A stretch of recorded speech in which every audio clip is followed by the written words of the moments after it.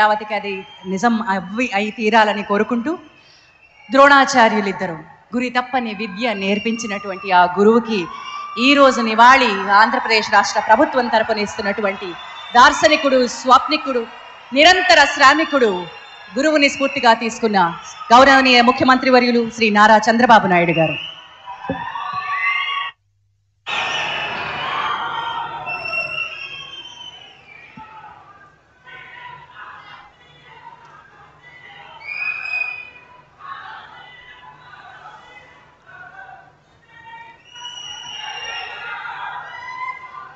Okay అమ్మా, okay తమ్ముళ్ళు.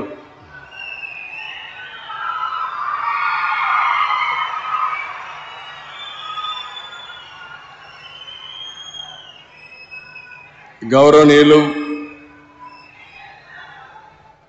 ఈరోజు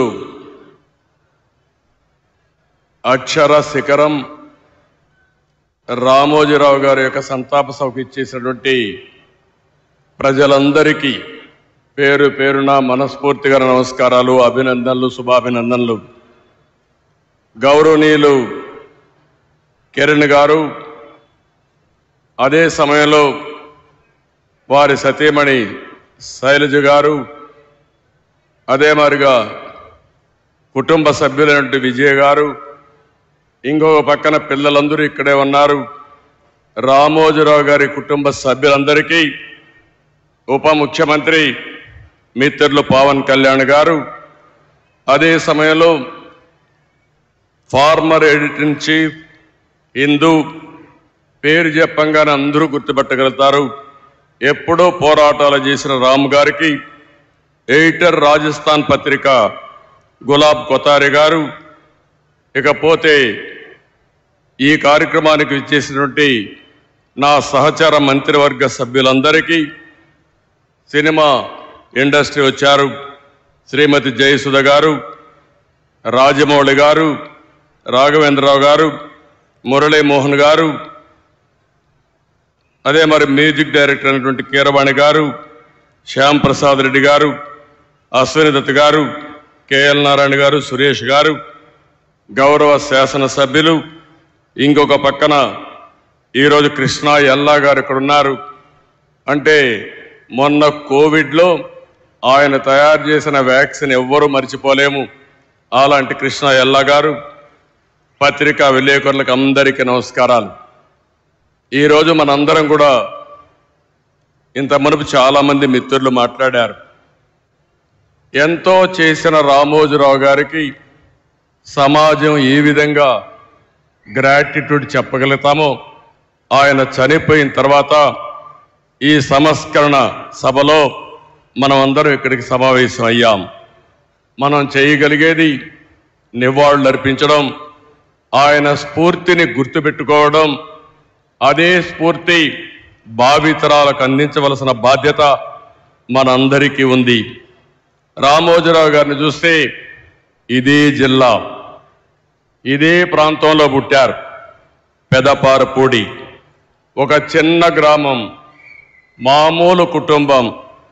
కానీ ఒక వ్యక్తి అచంచలమైన విశ్వాసంతో ఏ విధంగా ఎదిగాడో దానికి ఒక ఉదాహరణ రామోజీరావు గారు అని చెప్పి కూడా నేను మీకు తెలియజేస్తున్నా. ఒకే ఒక ఎన్టీఆర్ ఉంటాడు, ఒకే ఒక రామోజీరావు గారు ఉంటారు. వారిని ఎవ్వరు కూడా జీవితంలో అధిగమించలేరు, అది ఎవరికి సాధ్యం కాదు. అలాంటి ఒక అసాధారణ శక్తి. ఆయన ఒక వ్యక్తి కాదు, ఒక వ్యవస్థ. అలాంటి వ్యవస్థను నిర్మాణం చేసిన వ్యక్తి రామోజీరావు గారు. ఆయన ఒకసారి చూస్తే ఏ రంగం తీసుకున్నా ఆ రంగంలో నెంబర్ 1గా ఉండడం, ఏ రంగం తీసుకున్నా దాన్ని మెగా స్కేల్లో ఆలోచించడం, ఇంకొక పక్కన అందులో ఏది చూసినా కూడా ఒక పద్ధతి ప్రకారం నీతి నిజాయితీకి ప్రతిరూపం రామోజీరావు గారు అని చెప్పి నేను మీకు తెలియజేస్తున్నా. ఇంకొక పక్క ఏ కార్యక్రమం చేసినా ప్రజాహితాన్ని దృష్టిలో పెట్టుకుని, ప్రజాస్వామ్యాన్ని కాపాడుతూనే రాజీ లేని పోరాటం చేసిన పోరాట యోధుడు రామోజీరావు గారు అని చెప్పి కూడా నేను మీకు తెలియజేస్తున్నా. ఈరోజు ఆయన ఏ రంగం తీసినా మీరు చూస్తే, వ్యాపారాలు చేసినా, సినీ రంగం చూసినా, సేవా రంగం చూసినా, పత్రికా రంగంలో చూసినా ఆయనే సాటి. అలాంటి బృహత్తరమైన కార్యక్రమాలు చేసిన వ్యక్తి రామోజీరావు గారు. ఆయన మీడియాలో చేసిన కృషికి మీరు చూస్తే అనేక అవార్డులు వచ్చాయి. బీడి గోయంక కానీ, యుద్ధ వీరు కానీ, ఇలాంటి అవార్డ్స్ అన్నీ వచ్చాయి. ఇది కాకుండా మీరు ఒకసారి చూస్తే అనేక యూనివర్సిటీలు గౌరవ డాక్టరేట్లు ఇచ్చారు. కడాన గవర్నమెంట్ ఆఫ్ ఇండియా అత్యంత ఉన్నత పురస్కారం పద్మ విభూషణ్ ఇచ్చి గౌరవించారు. ఈ గౌరవం మీరు మనందరం కూడా గుర్తుపెట్టుకోవాల్సింది. ఆయన చేసిన సేవలను గుర్తుపెట్టుకొని, సమాజానికి ఆయన చేసిన కాంట్రిబ్యూషన్ గుర్తుపెట్టుకొని ఈ అవార్డ్స్ వచ్చాయని చెప్పి కూడా నేను మీకు తెలియజేస్తున్నాను. ఇంకొక పక్క ఇప్పటికి మనం చూస్తే 1962లో మొట్టమొదటిసారిగా మార్గదర్శిని పెట్టాడు. అంటే 62 సంవత్సరాల కంటే ముందు పెట్టాడు. ఎన్నో రంగాల్లో అనేక సమస్యలు వస్తాయి, కానీ ఈ రోజుటికి ఎప్పటికీ మార్గదర్శిని దాన్ని ఎవ్వరు కూడా ఒక్క అపవాదేసే పరిస్థితిలో లేరు. ఎన్నో ప్రభుత్వాలు ప్రయత్నం చేశాయి, దెబ్బతీయాలని ప్రయత్నం చేశాయి. అదే సమయంలో మీరు ఒకసారి ఆలోచిస్తే, ఎవరైతే మార్గదర్శిలో షేర్ హోల్డర్స్ ఉంటారో, పెట్టుబడి పెడతారో, వాళ్ళందరినీ ఏదో ఒక విధంగా బెదిరించాలని, నమ్మకాన్ని పోగొట్టాలని ప్రయత్నం చేశారు. కానీ ఎన్ని క్రైసిస్ వచ్చినా మొత్తం షేర్ హోల్డర్స్ అంతా, పెట్టుబడి పెట్టిన ప్రతి ఒక్క వ్యక్తి రామోజీరావు గారితో ఉన్నారంటే అది ఆయన సాధించిన విశ్వాసం, ఆయన క్రెడిబిలిటీ. ఆ విషయాన్ని మనం గుర్తుపెట్టుకోవాల్సిన అవసరం ఉంది. రెండోది, ఆయన వ్యాపారం కోసం ఆలోచించలేదు, సమాజం కోసం ఆలోచించాడు. అందుకే 1969లో అన్నదాత పేపర్ తీసుకొచ్చాడు. మొట్టమొదటిగా మీడియా పెట్టక మునుపు అన్నదాత పేపర్ మ్యాగజైన్ తీసుకొచ్చి, తద్వారా రైతులకు మెరుగైన సేవలు అందించడం కోసం ఎనలేని కృషి చేసిన వ్యక్తి. ఇకపోతే 1974 ఆగస్టు 10న ఈనాడు తీసుకొచ్చాడు. విశాఖపట్నంలో మొట్టమొదటి ఎడిషన్ పెట్టాడు. మామూలుగా ఎవరైనా మీరు ఒకసారి చూస్తే ఒక ఎడిషన్ పెట్టిన తర్వాత సాటిస్ఫై అయ్యేవాళ్ళు. ఆయన ఈరోజు 5 దశాబ్దాలుగా ఈనాడు పేపర్ను అభివృద్ధి చేసిన విధానం చూస్తే ప్రజాగళంగా ఈరోజు ఈనాడు అనునిత్యం ప్రజా చైతన్యం కోసం పనిచేస్తూ ఉంది. ఇంకో పక్క మీరు ఒక్కసారి ఆలోచిస్తే 22 ఎడిషన్స్ పెట్టి, జిల్లా ఎడిషన్స్ తీసుకొచ్చి, వినూత్నమైన ఆలోచనలతో ప్రజా సమస్యల్ని ఎక్కడికక్కడ ఎండగట్టి, మేము రాజకీయాల్లో అపోజిషన్లో ఉంటే ఫైట్ చేస్తాం, రామోజీరావు గారు పత్రికా రంగంలో ఉండి ప్రజా సమస్యలపైన నిరంతరం పోరాటం చేసిన వ్యక్తి రామోజీరావు గారు అని చెప్పి నేను మీకు తెలియజేస్తున్నా. 40 సంవత్సరాలుగా నెంబర్ 1గా ఆ పేపర్ ఉందంటే దానికి ఎంత కార్యదీక్షత ఉంది, ఎంత కృషి చేశారో మనందరం కూడా గుర్తుపెట్టుకోవాల్సిన అవసరం ఉంది. ఇంకో పక్కన ఈరోజు మనం చూస్తున్నాం, కొన్ని వందల మంది జర్నలిస్టులు తయారు చేశాడు, కొన్ని వందల మంది సినిమా నటీనటులు తయారు చేశాడు, కళాకారులకు ప్రోత్సాహం ఇచ్చాడు, గాయకులను తయారు చేశాడు. ఇలాంటి అనేక కార్యక్రమాలు చేసిన వ్యక్తి రామోజీరావు గారు. ఇంకో పక్కన మీరు చూస్తే వ్యాపారంలో మన ఇండ్ల దగ్గర తయారు చేసే పచ్చళ్ళని ఉత్పత్తి చేసి 150 దేశాలకు ఎగుమతి చేస్తున్నాడంటే ఆయన ఆలోచించే విధానం అని చెప్పి కూడా నేను మీకు తెలియజేస్తున్నా.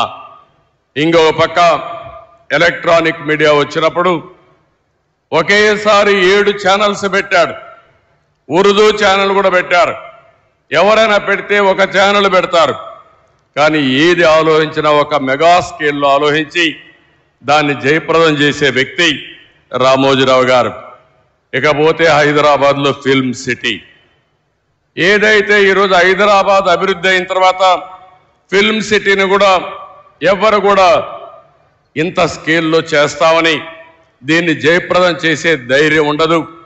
ధైర్యం చేయడమే కాదు, ఈరోజు ఎవరైనా హైదరాబాదుకు పోతే రామోజీ ఫిల్మ్ సిటీ చూడకుండా తిరిగి వచ్చే పరిస్థితి అంటే అది రామోజీరావు గారి కాంట్రిబ్యూషన్ అని చెప్పి కూడా నేను మీకు తెలియజేస్తున్నాను. ఇలాంటి మనం చూసినప్పుడు ఏదైనా ఒక విపత్తు వచ్చినప్పుడు సేవాభావంతో ముందుకు పోయారు. అనేక సందర్భాల్లో చూసాం. మన రాష్ట్రంలోనే కాకుండా వేరే రాష్ట్రాల్లో కూడా తుఫాన్ వచ్చినా ఇంకా ఏమైనా సమస్యలు వచ్చినా అక్కడ ముందుండి సేవలు అందించారు. పెదపారుపూడిలో కానీ తెలంగాణ నాగన్పల్లి గ్రామాలను దత్తత తీసుకుని ఒక 25 కోట్లు ఖర్చు పెట్టారు. కోవిడ్ సమయంలో 2 రాష్ట్రాల్లో ఒక 20 కోట్ల రూపాయలు ఖర్చు పెట్టి ప్రజలకు సేవలు అందించిన వ్యక్తి. ఇవన్నీ ఒక ఎత్తు అయితే, నేను ఆయన 40 సంవత్సరాలుగా క్లోజ్గా చూశాను. భయం అనేది ఆయన జీవితంలో లేదు.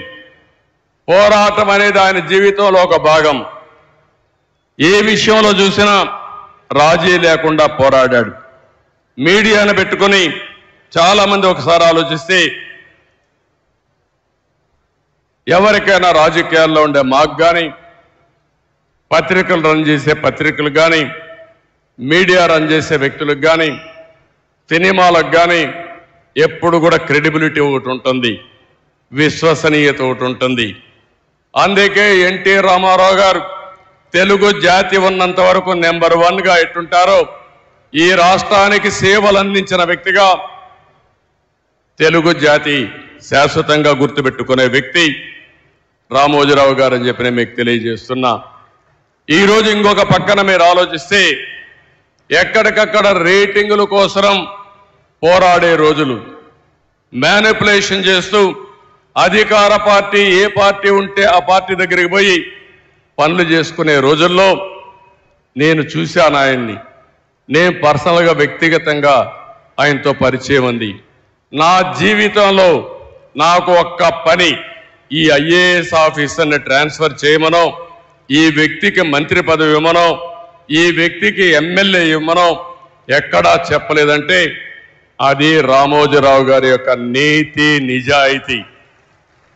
విలువల కోసం బ్రతికాడు, ప్రజల కోసం పోరాటాలు చేశాడు. ఎప్పటికప్పుడు ప్రజాస్వామ్యం అపహాస్యమైనప్పుడు నా వంతు బాధ్యతగా నేనున్నానని ముందుకొచ్చి పోరాటం చేసిన వ్యక్తి రామోజీరావు గారు అని చెప్పి నేను మీకు తెలియజేస్తున్నా. చాలామంది పదవులు ఉంటే సేవ చేస్తాం అనుకుంటాం. రామోజీరావు గారు ఎప్పుడు కూడా పదవులు కాదు, ప్రజా చైతన్యంతో ప్రజలకు మేలైన పరిపాలన ఇచ్చి మేలైనటువంటి సేవలు అందిస్తామని నిరూపించిన వ్యక్తి. 82లో మనం చూసాం.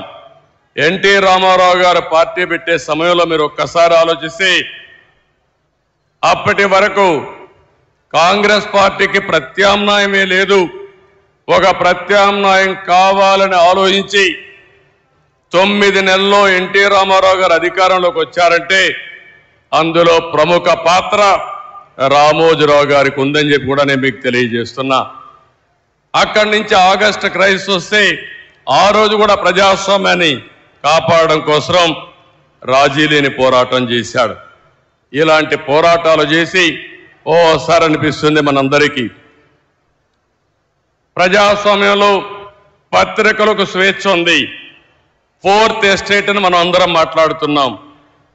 శాసనసభ, చట్టసభలు, అదే సమయంలో కార్యనిర్వాహక వర్గం, ఐఏఎస్ ఆఫీసర్లు, ఆ తర్వాత ఎక్కడికక్కడ జ్యుడిషియరీ, ఇంకో పక్కన పత్రిక, మీడియా 4th ఎస్టేట్గా ఉంటుంది. ఒకసారి ఇదే మారిగా ఆయన వార్తలు రాస్తే కంటెంప్ట్ ఇచ్చి కౌన్సిల్ ఆయన రప్పించాలంటే పోరాడి తల ఒగ్గకుండా సుప్రీంకోర్టు వరకు పోయి ఆయన చేసింది రైట్ అని నిరూపించిన వ్యక్తి రామోజీరావు గారు అని చెప్పి నేను మీకు తెలియజేస్తున్నా. ఇంకో పక్క మార్గదర్శి పైన ఎన్నో కేసులు పెట్టారు, ఎన్నో విధాలుగా హింసించారు. కానీ ఆయన జీవితంలో నేను చూసింది ఒకే మాట అన్నాడు, నేను సంపాదించిన ఆస్తులు ఇవి, నేను ప్రజల కోసం పోరాడుతున్నాను, అవసరమైతే ప్రతి ఒక్క ఆస్తి పోయినా నేను రాజీ పడనని చెప్పి పోరాడిన వ్యక్తి రామోజీరావు గారు అని చెప్పి నేను మీకు తెలియజేస్తున్నా. చాలా మంది భయపడిపోతాం, కానీ ఆ భయం అనేది తెలియని వ్యక్తి 86 సంవత్సరాల వయసులో బెడ్ మీద నుంచి ఎక్కడికక్కడ ప్రజలకు న్యాయం జరగాలని ముందుకు వచ్చిన వ్యక్తి అని చెప్పి నేను మీకు తెలియజేస్తున్నా. నేను ఆయన చూసి నేర్చుకునేది ఒకటే. ఆ రోజు హైదరాబాద్లో నేను ముఖ్యమంత్రి అయినప్పుడు వినూత్నమైన విధంగా సైబరాబాద్ డెవలప్ చేయడం అనేక కార్యక్రమాలు చేశాను. ఆ రోజు ఆయన పూర్తిగా ఆలోచనలన్నీ భాగం పంచుకుని ఈరోజు హైదరాబాద్లో జరిగిన అభివృద్ధిలో ఆయన ఆలోచనలున్నాయి, ఆయన స్ఫూర్తి ఉంది. ఆ తర్వాత అమరావతి వచ్చినప్పుడు నేను ఏ పేరు పెట్టాలని ఆలోచించినప్పుడు ఆయన ఒక రీసెర్చ్ చేసి మీరు ఏ పేరంటే ఆ పేరు పెడితే కరెక్ట్గా రాదు, అమరావతిని పేరు పెట్టండి, దీనికి జస్టిఫికేషన్ ఇదని చెప్పి నాకు ఒక రీసెర్చ్ చేసి రీసెర్చ్ పేపర్ పంపించిన వ్యక్తి రామోజీరావు గారు అని చెప్పి నేను మీకు తెలియజేస్తున్నా. అది పేరు పెట్టిన తర్వాత నేను చూస్తే ప్రపంచం అంతా కూడా అమరావతి అంటే మారుమోగింది, బ్రహ్మాండంగా ఆమోదం వచ్చింది. నాకే ఆశ్చర్యం వేసింది. అలాంటి 100% ప్రజలు ఆమోదించిన నగరం మన అమరావతి. 5 సంవత్సరాలు ఇబ్బంది పడింది, కానీ ఏమాత్రం అనుమానం లేదు, మళ్ళీ అమరావతి దశ దిశ మారుతుంది. ఈ అమరావతి నగరం తెలుగు జాతి ఉజ్వల భవిష్యత్తుకు నాంది పలుకుతుందని చెప్పి కూడా నేను మీకు తెలియజేస్తున్నాను. అలాంటి సందర్భాలు చాలా ఉన్నాయి రామోజీరావు గారితో. ఆయన అందరికీ సజెషన్స్ ఇస్తారు. ఎవరు ఆయన దగ్గర పోయి ఆయన ఎవరిని పిలవడు. నేను చూసింది ఆయన జీవితంలో. ఎవరు రావాలని కోరుకోడు, కానీ ఎవరైనా వస్తే తగిన గౌరవం ఇవ్వడం, ఫ్రాంక్గా ఆయనకు తోచిన అభిప్రాయాలు చెప్పడం ఆయనకు అలవాటు. ఇంకొక పక్కన పేపర్లో మీరు చూస్తారు, కొన్ని పేపర్లు వేరే పార్టీలు ఉంటే వార్తలు అయ్యారు, కానీ రామోజీరావు గారు మాత్రం ప్రతి ఒక్క పార్టీకి ప్రతి ఒక్క నాయకుడికి వారి సంఖ్యాబలాన్ని బట్టి ప్రజాస్వామ్య విలువలకు గౌరవం ఇచ్చి కవరేజ్ వరకు ఎక్కడా తప్పు చేయడు.